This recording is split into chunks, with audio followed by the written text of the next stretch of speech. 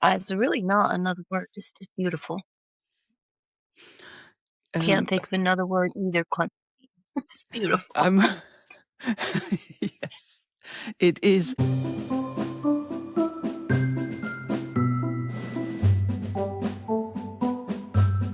Welcome, everybody. We are starting our new podcast. This time we are talking about the beauty of shadow work.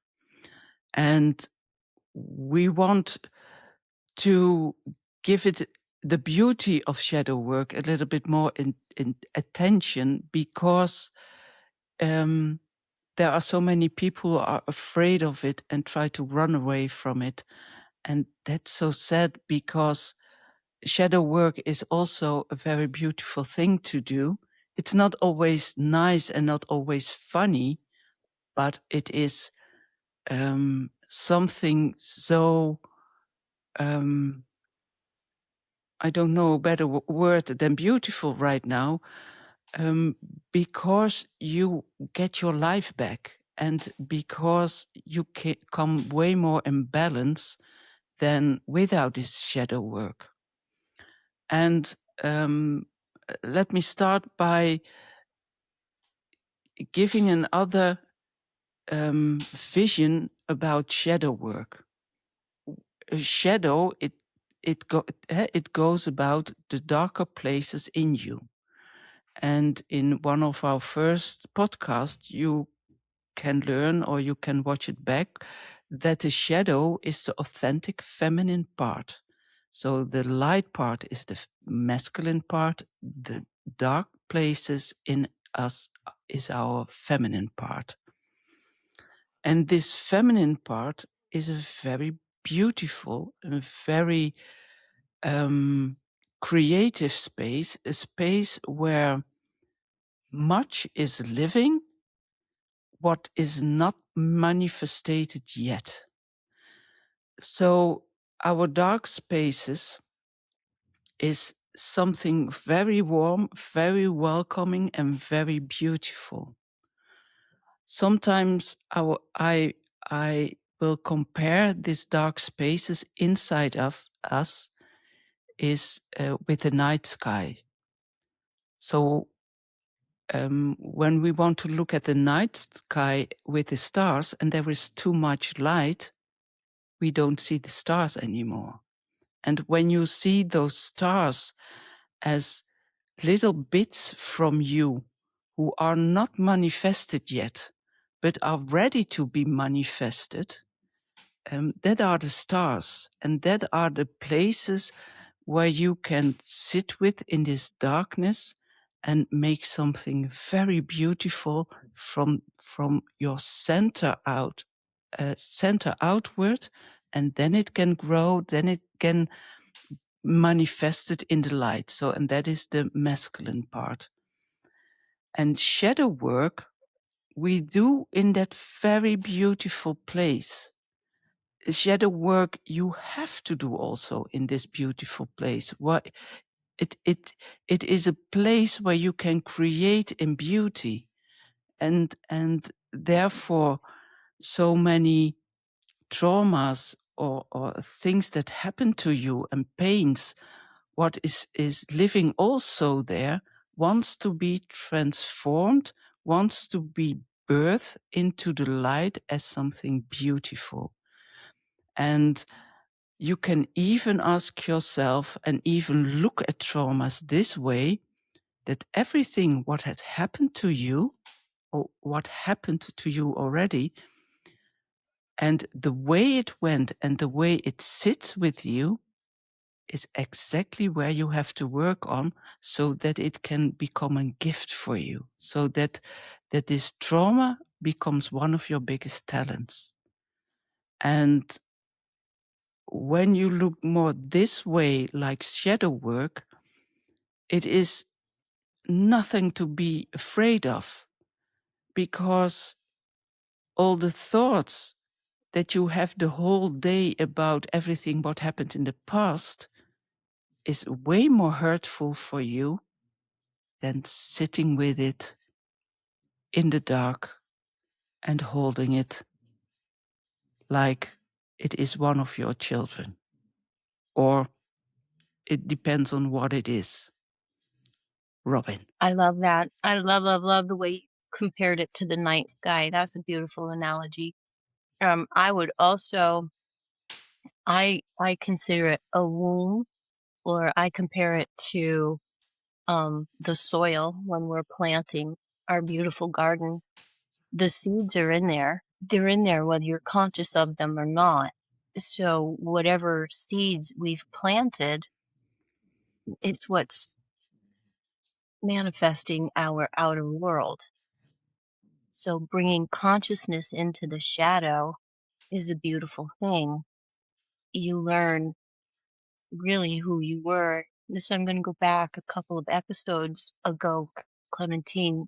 You were mentioning that the greatest healing, the biggest, the most healing that you can get is remembering and reclaiming yourself, getting to know yourself, discovering yourself.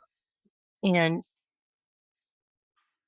rather than see the shadow as a scary enemy that needs to be conquered or wiped out, it's not the shadow. That's the authentic feminine. That's our cosmic mother, mother of all things. No mother is going to wipe you out. Your mother is there to hold and nurture, and that darkness is our greatest teacher. It holds everything that we aren't ready to hold for ourselves until we're ready to hold it. So it does take courage, and sometimes it can be a bit intense, probably. A lot of people like to say that to me. I'm intense. Really, I am not. Yes, you I, are. I get it. Too bad, so sad. It is what it is. So it can be intense, and that's, you know, a group, a support person, people is wonderful to do that with. When you have the courage to actually step in and do it, then it is so rewarding. The reward of actually knowing yourself and finding those pieces that you tucked away for whatever reasons, many of them. But when we tuck away whatever was not safe to be expressed, that's just all sitting there waiting to be rediscovered. And finding those little pieces and reclaiming them changes everything. And you begin to operate from a sense of inner peace and balance, and to know yourself from there. It's really not another word. It's just beautiful. Can't Um, think of another word either. It's just beautiful. I'm yes, it is. And um, uh, what you say that it can be intense, um, for me, and yes, I agree completely with it. It can be very intense, but there is something what is very painful, and there is good pain. And this feels like good pain. It is painful, but you feel that it is really helping you. It is not nice. It is not, oh yes, I have so much pain, but it is a completely different pain as the thought you have already about your traumas all day, every day, for some people 24 hours a day, and running away from it, that pain is way more intense, and that is not helpful. It's the opposite of helpful. It makes you stressed. It makes you suffer a lot. It makes even that you can become sick of it. So it can express itself in all the layers of who you are. So in the mental, emotional, or physical layer. So sitting with it in the shadow and holding it. Robin was talking already like the womb or the mother energy.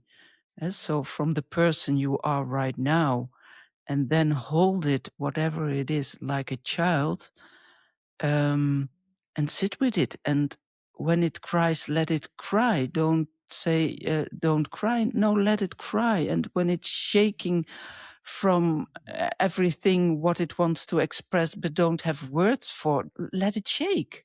Let it happen. But don't go in with your mind in the history. Stay in the now. It is shaking at this moment. It is crying at this moment. And don't go in it. Don't go remember everything step by step what happened back then. That is not Exactly. helpful. That's what I was saying earlier before we started recording is that you don't, doing your shadow work, the purpose is not to revisit all the trauma and sit in it and redefine it and re-feel it all and analyze it. And that's not it at all. Like, you are not visiting the old trauma to release it. You're not visiting your emotions to heal them or even to understand them. You just are are are observing and maybe labeling, not always, but just observing. Sometimes it's not even an emotion. You can just go, my throat feels constricted. My heart's beating fast. Don't have to know the why. There's something there because I am feeling that physical sensation. Or like if I have a trigger and I want to say how we use triggers. So if we consider the authentic feminine, the darkness is the teacher, the triggers is the way shower.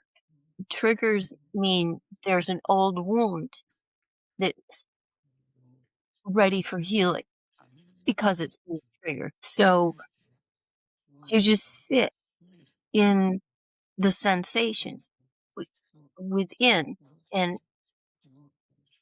not with the idea that I'm going to fix it or liberate it or even understand it. I'm just going to feel it and challenge myself to remain in my body and feel it and let my inner self or my inner child understand my body is safe. It's a safe place to be because my awareness is here. I have, which is what I call compassionate awareness. You just bring compassionate awareness to it. You're not judging it. You're not rejecting it. You're not even trying to understand it. It's just pure acceptance.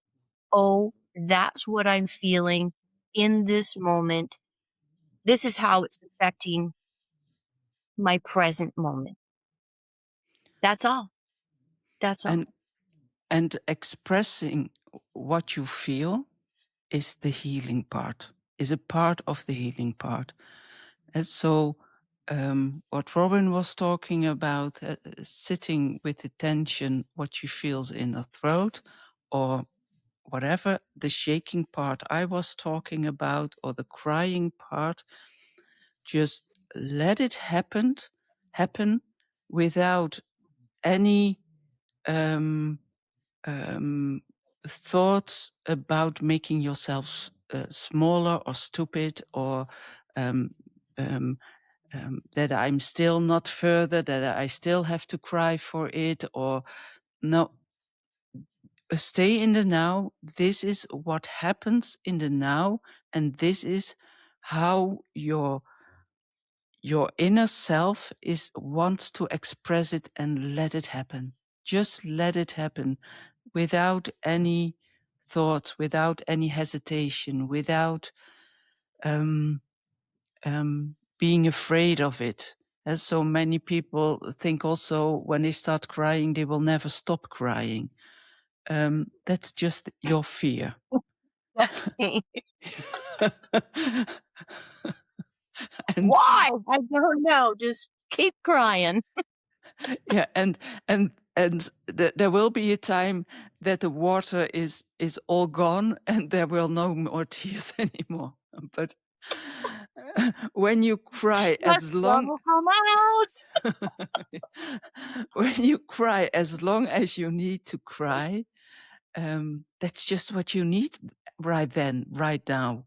Is and don't say any bad words about it. It's just what you need. And in and I have, for instance, moments that I'm sitting like like an autistic Rocking. person. I'm rocking, and it feels extremely well at that time.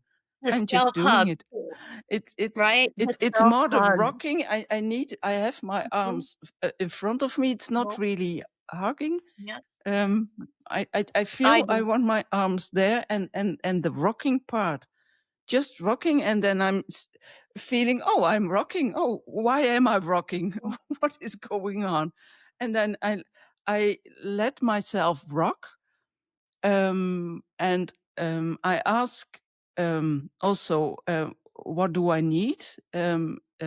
Where, uh, uh, uh, uh, what attention does it ask? Or do I need to know something about it? When I don't get answers, then I just don't get answers, and I rock as long as I want to rock. And um, and sometimes there are answers, and then you can take the insights what you are getting, take it with and rock with that, and go with that, and then it can, that something else wants to move, or wants to cry, or wants to shake, or wants to Shout. scream. Did you said shout? And While we're friends. so just even go with the flow. Last podcast, not last, the last part one from the 3 part about the elements is going with the flow. So let it happen. Just let it happen and go in that way it wants to express itself. And let yourself flow, and don't let yourself flow or try to flow mountain upwards. It doesn't go. You're just fighting yourself. Can I say right here is this part, just to go with the flow and allow and rock and not have to identify. You don't have to label it all. You just that comforting. That's it. I think that the biggest fear, what people find intense, is probably the resistance to changing the patterns, because all of these shadow behaviors, they've been in place for sometimes decades, since we were children. And so we have patterns, and it's very, very scary, especially to our ego. Shadow work threatens your ego.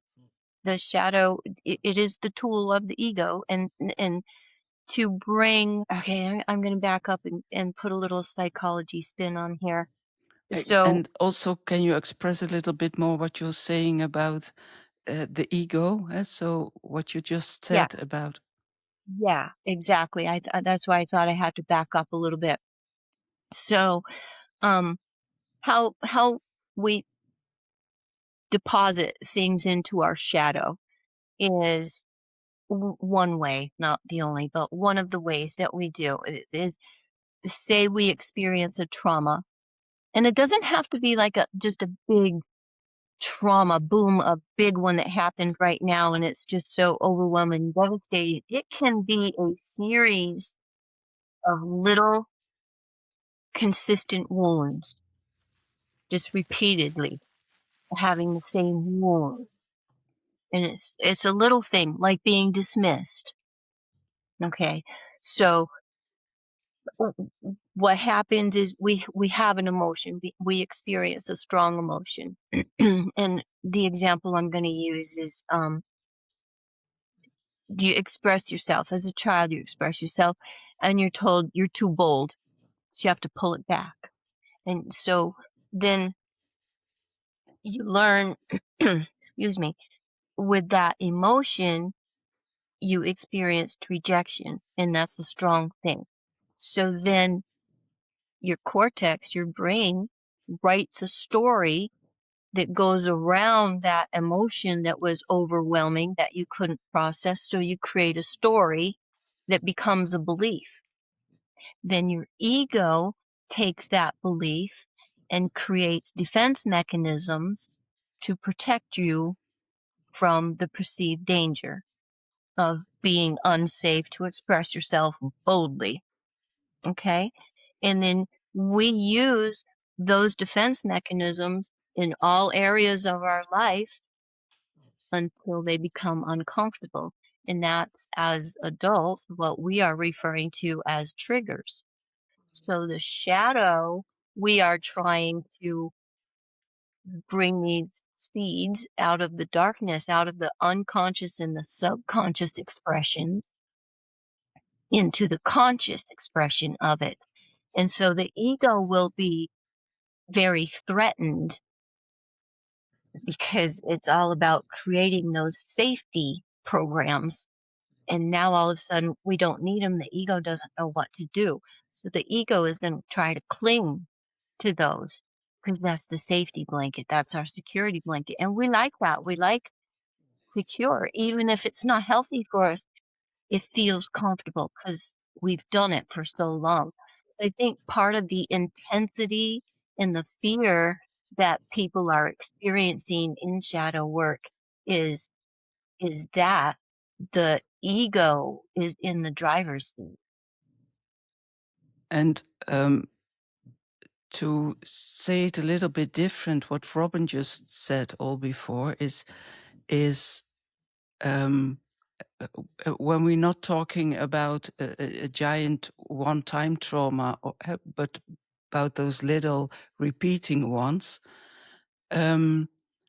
you create a survival mechanism. So how you can survive these constant little traumas. And that survival mechanism that just stays alive as long as it is helpful for you.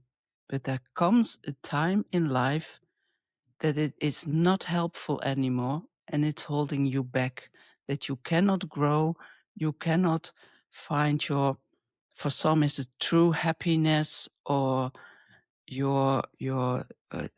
what you really want to do in life, what you makes happy. And so it becomes a burden and it's not survival anymore. And when this is where you are, you have to start to work with shadow.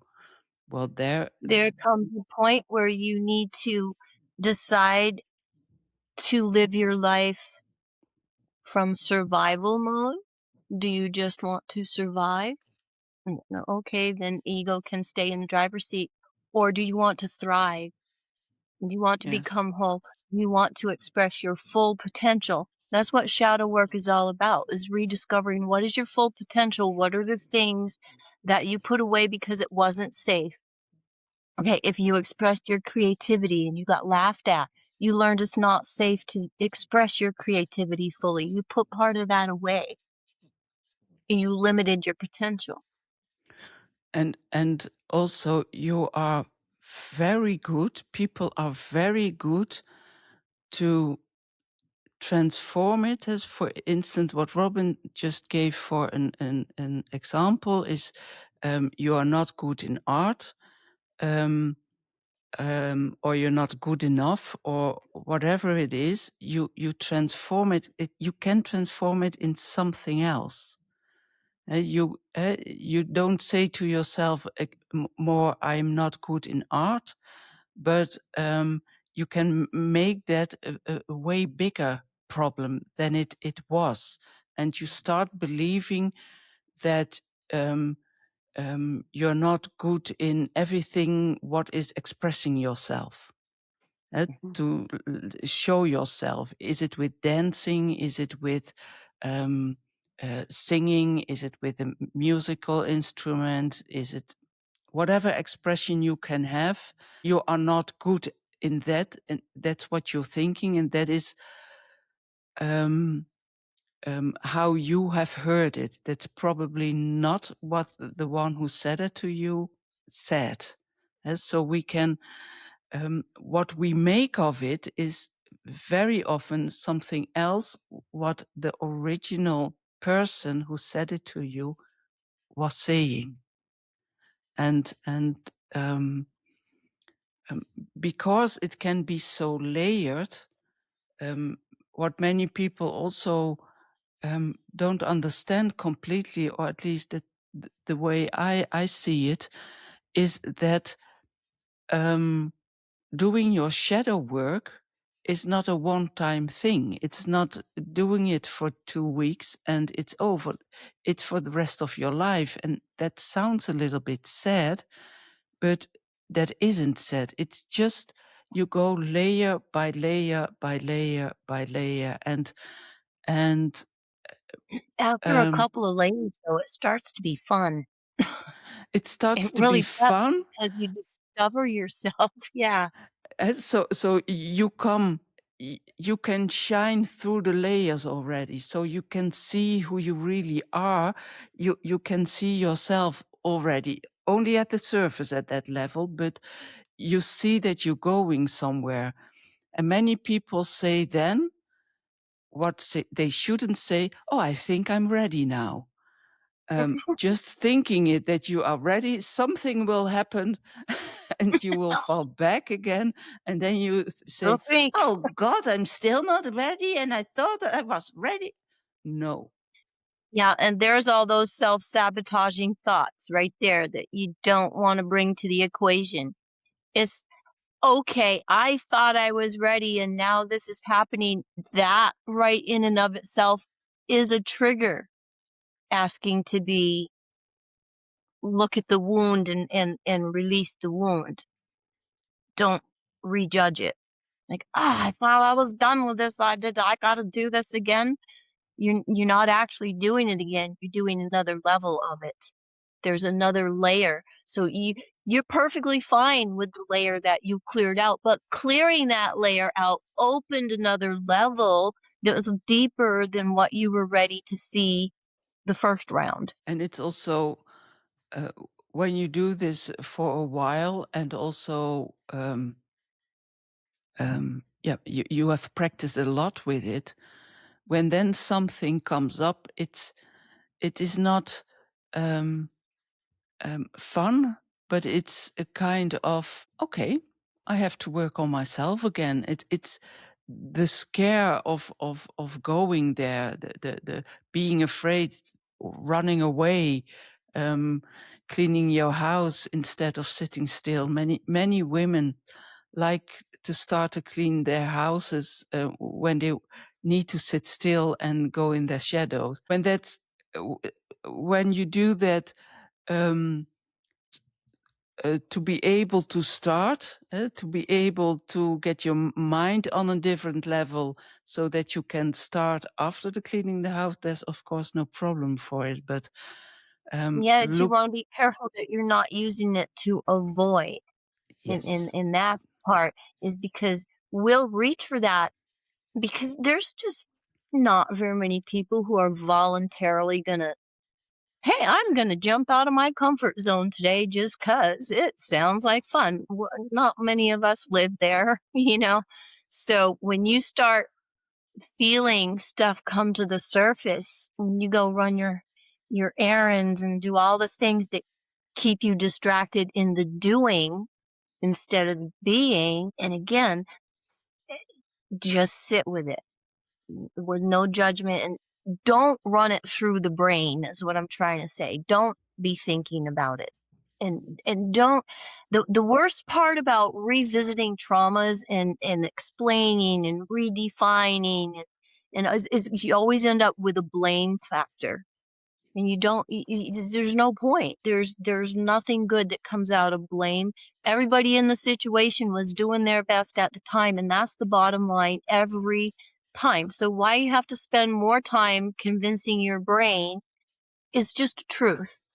Okay. And so where you want to be is in your feelings, in your emotions, and just feeling it. Just feeling it. And if you're cleaning your house, now some people clean your house because it moves that all out of the way. That's great. If you're just doing it to get, there's like a little rhythm going and this, and that's okay. But if you got a list that you're ticking off, and that's avoidance. Yeah. And sometimes I am amazed how smart the brain is to trying to interfere. For instance, today it even happened, I was doing my shadow work, and it happens then only in the beginning. And I was busy going inside, and then my brain started, oh, I have to do this first. Well, then I can. And I just enjoyed it. I just say to my brain, oh God, you are smart. You knew that I I was won't do it bringing right it. now. So shut the off. and and do something else. I'm not with you right now. And Yeah. How but dare you you speak to me like that? yeah, but you have to be aware that that is what you have to be conscious about it. Your brain is playing that games with you. Um, it has to do with frequencies. Also, we talked in other podcasts also about frequencies. So going inward is a way higher frequency of energy than what the brain or in the way we use our brain. Let's say it that way. So that lower frequency of the brain doesn't want that you become a too higher of a frequency, because the brain has not much to say anymore. And so that is one of the strong forces of energy, as well in high frequency as in low frequency. Low frequency energy is also very intelligent. So it wants to it wants to stop you to become from a too high of a frequency, because then it has no reason to live anymore in your system. So that's also why that low frequency brain stuff is coming up, to don't let you go there. And that's why I enjoy it also this much, in the sense of don't go there in the good or in the bad sense. In this world, in life of Pachamama, Mother Earth, there is low and there is high frequency, and both need their place. It's only growing, healing, becoming the most beautiful person you are, living from love. That's all high frequency. And the more you live in high frequency, um, the more life, the more you live a happy and a joyful life, and you find your inner gifts, what you can give the world. And that doesn't mean that there will be no low frequency energies surrounding you anymore. There will be, and it's on me to don't go out of balance because of that. See it in the way it is. And what I said before, I even said to my brain how intelligent it can be, but it's not in a high frequency. So therefore I doesn't go with it, because then I give it power and I don't want to give it power. I want a high frequency to give power. Robin? So again, this is how I see that the brain is a tool of the ego. And right here, I would really like to stress, I'm not saying, you're not saying either, we aren't saying that we're trying to abolish the ego. We're not trying to, we are integrating. Our goal is integration, assimilate all the pieces of you. Comparison is such a big thing. So is that always going to be around me? It is. It is. But that I, the more that I do my inner work, shadow work, inner work, they're the same. Um, and the more that I do that, the more I traumas that I forgot about, they're released. Belief systems that I put in place for myself. It's not necessarily a trauma. It's just what I taught myself because as a little girl, this happened and I really wasn't ready for it. So I interpreted it with the emotional maturity, et cetera, that I had in that moment. Nobody's wrong. But from this point of view, looking back, it's an inaccurate interpretation. So, because it's been such a security blanket, I can hold on to it for as long as I want. I can also let go, but that letting go is not very comfortable. And we perceive that as a fear, and it feels intense because the pattern has been in place for so long as a security blanket. And just to push yourself that little bit, and it's not even really just pushing, you just hold yourself again, you just comfort like you would do for your child, grab your inner child and just rock, Or, accept, love. You're or never gonna reject your child. If you got a 2-year-old child who has a temper tantrum, you don't hate them for the rest of their life. They just had a moment, you rock them, you bring them down, and you just love them. yeah, You bring some unconditional love. you said something very beautiful about how some of the um, traumas, what you carry with you, feels like, for instance, is a blanket. And when that is not a good blanket for you anymore, but it feels like a blanket, take another blanket. That you have the secureness of that blanket, but a nice woolly or your favorite blanket, take that. So take that what you feeling, what that trauma gives you, take something what is helpful for you, but gives you the same, gives you the secureness of this blanket. And so uh, um, be with everything you are feeling, try to give it words so that you can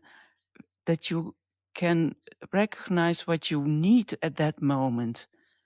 When you need to put your finger in your mouth because you like doing that and it gives you release from something as a child, yeah, why don't you do it right now also, when that is what you feel you need? And so um, feel what your body feel, what words you use for yourself, what it is. As Robin was talking about, the securest blanket, take a real blanket. So then that blanket of trauma you don't need anymore, so you can release it more easier. So, can I give like a really practical example how to upgrade Yes, your please. blanket?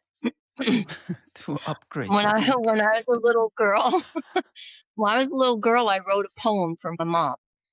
That was really cute. One of those roses are red, violets are blue kind of poems, right? And got down to the end and it said, "My love for you will never fail as long as pussy has a tail." She just burst out laughing. I was humiliated. I was mortified. I thought what I'd written was stupid. I thought it was just amazingly, fantastically funny to her. And it destroyed my inner world in seconds. I never wrote another poem for anybody until I was in college. Then I took a poetry class and I wrote a poem, and that teacher shredded it, shredded me, shredded me. And this time I just went right back to him and I said, "How can you fail me on the interpretation of my own poem? You telling me that it's saying something different." I know what I was saying. And I argued up and down with him for 45 minutes. He finally ended up giving me an A. And so I upgraded where I got the courage to actually go and talk to him is what I don't understand. That's the part that didn't fit in, but it touched such a core feeling that I couldn't ignore it. And I just went in on fire. Of course, I was massively defensive about it because, I was 19. Let me tell you what I was saying, you know? So, and a lot of times when you're uncovering in your shadow work, your first response is to be defensive. I'm going to say that right out loud. So that's a good sign. When you see that happening, you might want to spend a minute looking at that part of it instead That, of proceeding. that depends a little bit of what character structure you have. You with your character structures, yes, you become defensive. But me, as my character structure, I will never write a poem again. First of all, I wouldn't go to poetry class. And when I would do it, and the teacher would say that to me, then I would never write a poem again, and I would then I would go inward, and I would stay inward, and nothing would come out anymore. So it depends also a little bit on what and who it is saying something, but people with my character structure, we also have borders, and when you cross that border, then we can go defending ourselves also. But with character structures I have, it takes a little bit or way longer than your character structure. So Sometimes we react exactly the same. So my upgrade, I went from that. So I upgraded from not writing poetry at all to thinking, well, I'm going to write a poem and prove that I'm a good poetry writer. And the teacher destroyed me. So my upgrade was I didn't stop writing poetry again. I stopped sharing it though. So I wrote it for myself, but I didn't share it with anybody. And then in my 30s, somebody saw one of my poems and loved it. It was so powerful and it touched a chord. So then, no, it was in my late 20s. And so then I started sharing, but it was such a strange feeling. My heart was palpitating, my palms were sweaty, and I was like, I didn't really want to be there when somebody was reading it because I didn't want to see the initial reaction. You can't hide. Yeah. And so you see, I went in steps on my security blanket. I just didn't rip the blanket off. I upgraded and then I upgraded again, and then now it's yeah, not an issue. in the way I hear it, what Robin just told is that this poetry is probably one of her gifts that she has, and that's why this teacher, she could resist, and therefore it stayed alive in her. My reaction about myself is how I would react because poetry is not one of my gifts. So it's something that is not burning inside me, so I can lay it aside and do not do with it something with it ever. And that ever, that is the part of what the mother of the teacher did, but it's just not a talent. But in the way Robin is telling it, it is, and that's why the fire could still stay alive in her about the poetry.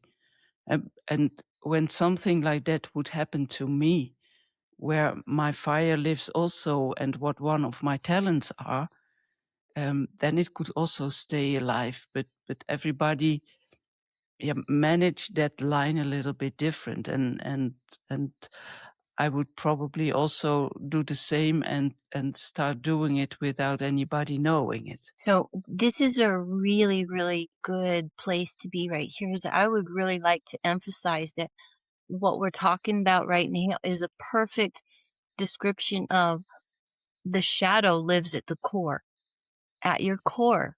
So those things that are in your shadow, if they are a part of your core, like me with writing poetry, okay, it touched me in a completely different way than you. You're like, oh, okay, but I would deal with that this way.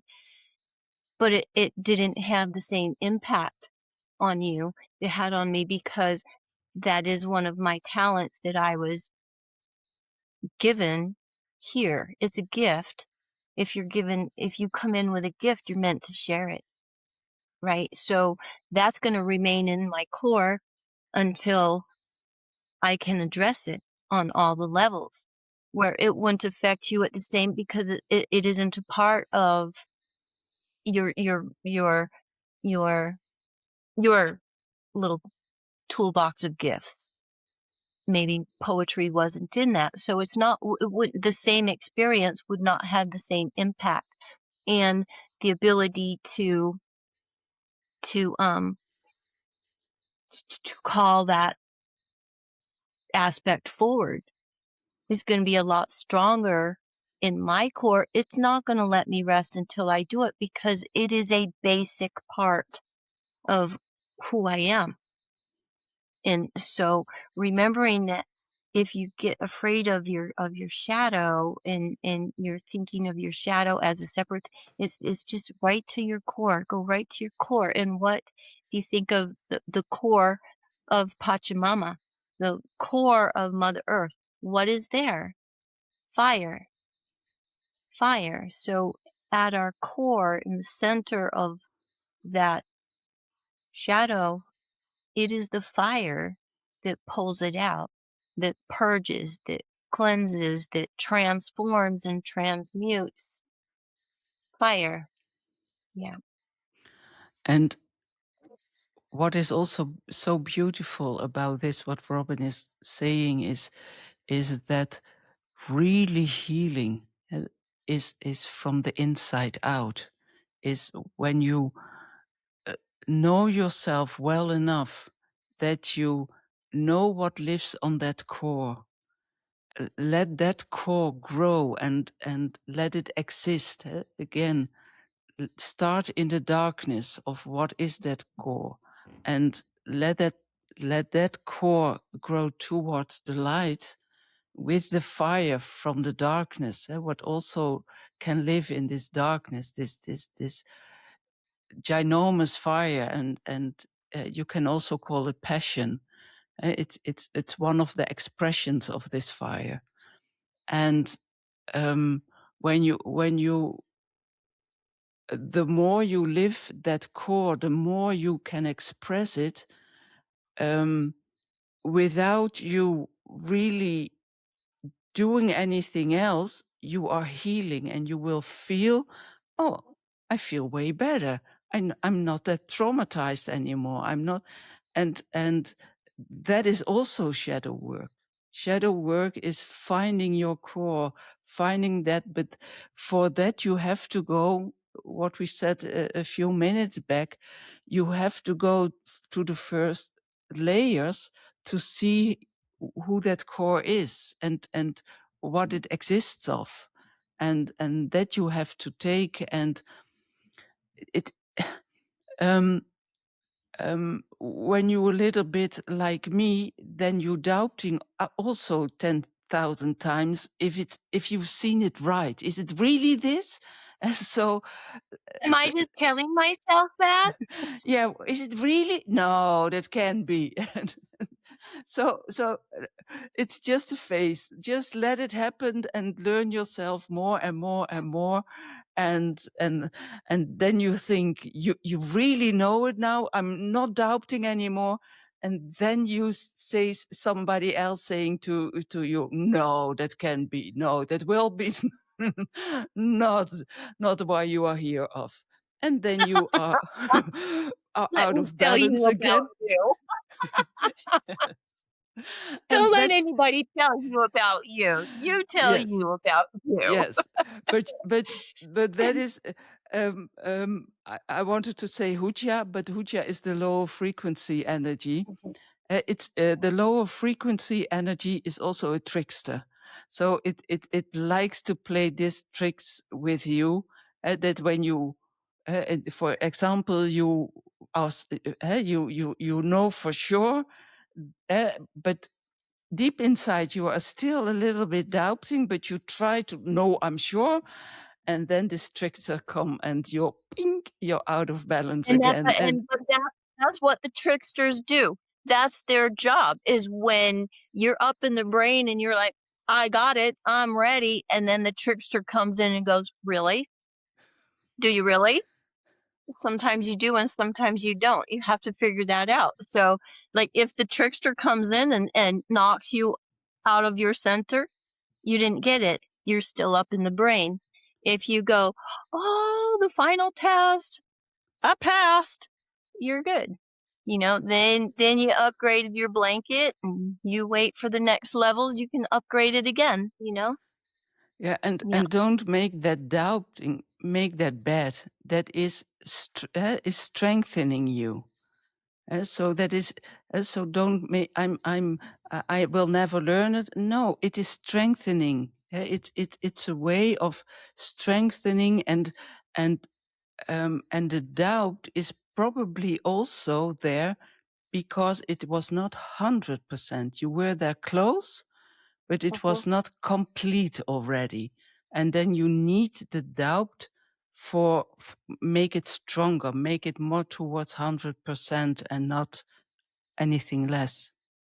When that doubt pops up, it's like when we were kids in math class and your teacher made you double check your answers. You got to go back and look the second time. That's what doubt is. It's like, did you get it all? Are you sure you got it right? And so don't judge that doubt or use it as a tool to keep yourself small. Recognize it as there's the trickster wanting to make sure, am I as convinced as I think I am that I've got it? Yeah, doubt is a good thing. Bringing the compassionate awareness to what we're experiencing in our shadow work, bringing the compassionate awareness without having to name and label and just accept it, no judgment, like doubt. Just recognize, oh, the trickster's here checking to see if I mean it. Um, Rather than, oh, here we go again, I got something wrong. There's a judgment and a discernment. And discernment we need. And doubt can serve that purpose. Doubt can also serve to make you doubt your judgments.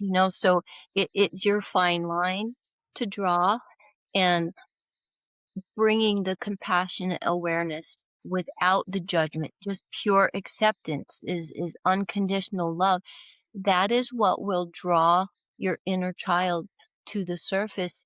It make sure you're loving your inner child, and make sure they know this is your body, this is your home, this is your temple. It's safe here.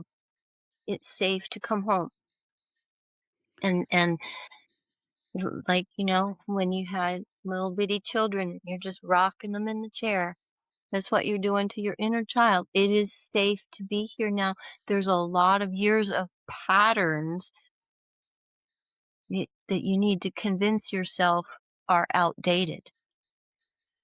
So those are the layers, and you just keep holding that inner child and making your inner child understand this is your home, this is your temple, it is safe for you to live in this body.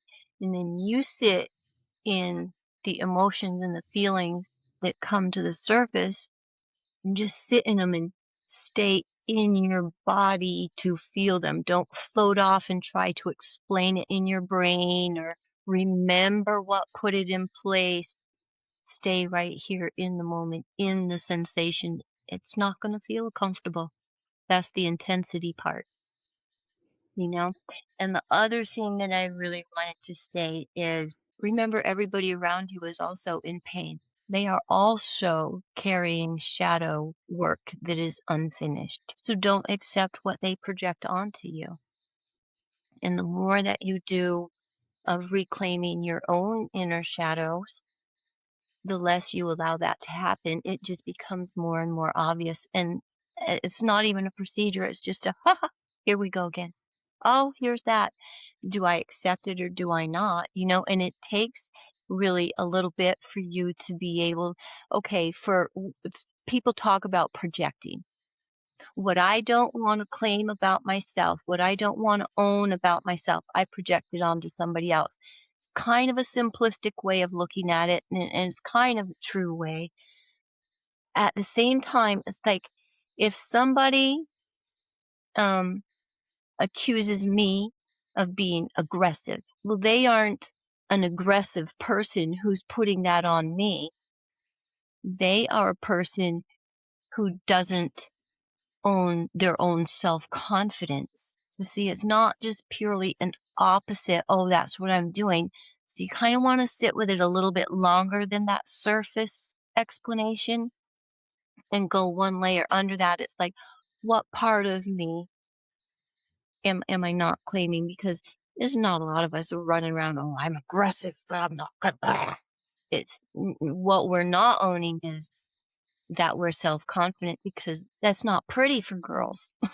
You're self-confident girl, you're too bold. We learned all these things from our conditioning and our culture. So it's just a little bit of a different slant like that. And if you can see that you are functioning as that person's mirror, and you can hold a bit more compassion toward yourself.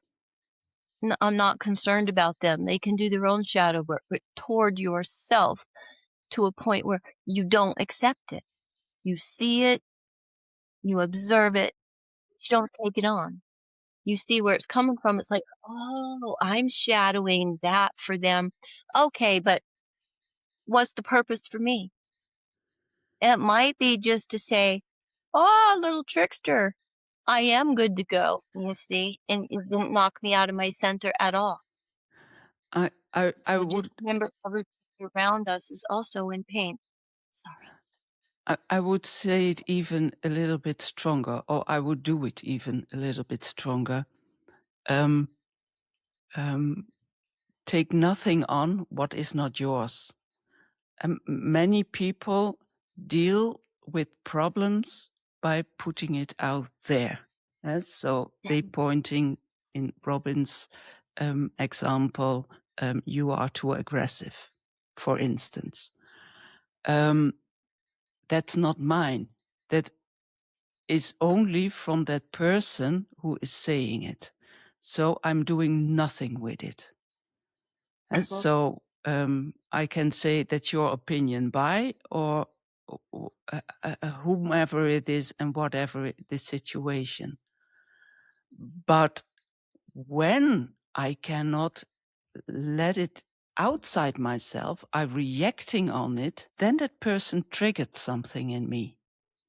That doesn't mean that I have to take on what she or he was saying. Then I have to look what triggered it is. What was it? And then it can be that it were not the words. For instance, only how she looked. I'm saying a she. I say, yeah, I'm seeing a she in front of me, so I'm saying she. How she looked, or it can even be her glasses. Because that glasses let you think about somebody who has hurt you 10,000 years back. It can be something that person is triggering you, and that is your part. All the rest, what that person is putting there on you, is not yours. So don't take it in. And many people take it in and become angry. Oh. And she was saying this and blah, blah, blah, blah. Then you have take it on as if it is yours, but it isn't. And then it will go to a place inside of you, and you become angry, and you take on a boatload of hujya, low frequency energy, instead of that trigger what it had, make that in sami, high frequency Yeah, and energy. that low frequency energy, that hoocha, is not yours. You're doing that other person's shadow work at the expense of yours. And because you cannot do her shadow work, not for her, but you have to clean up a mess that she made, but it doesn't help her either when you clean up that mess. It doesn't It, help you either. so there you have to be very aware of what you take on from anybody else. And so be very aware to not take it on. Just no, it's not mine. Go away, it's not mine. And Up to the hand. you said Ain't nobody got something. time for that. You said something about your core. We were talking about your core, Mhm. and that goes on until you said, as if it would stop there. Until you've done your work, something like that. So until all the layers are gone. Oh, yeah. But that core that goes on, when that talent is in your core, it never stops. It will always goes on. There is no end point. Never. There is no end point. No point of completion. No. When you reach a point of completion, you're not here anymore. You've You're dead. transitioned to the next and world. Yeah. and there you will learn that there is still a boatload to learn Yes. on a level where we didn't thought that it exists. You need new blankets and new boats on the other side. Boatloads. Yeah, I not a load, but a boat. Yes, please. Okay, as you hear, we are ready with this podcast. We are very happy that you listened till the end. Till next time. Do the buttons. Oh, buttons. Buttons. And website. All the things. Do the things. What are they saying? Like hype us, all that stuff. I don't even know what that means, but do it. Hype the video. I don't know what that means. Share Oh, it. I don't know. that is something But new. do it. Just do it. Just do Do it. everything helping us to grow our podcast. And Appreciate it. not only push the buttons, but also share with everyone you think these podcasts are helpful.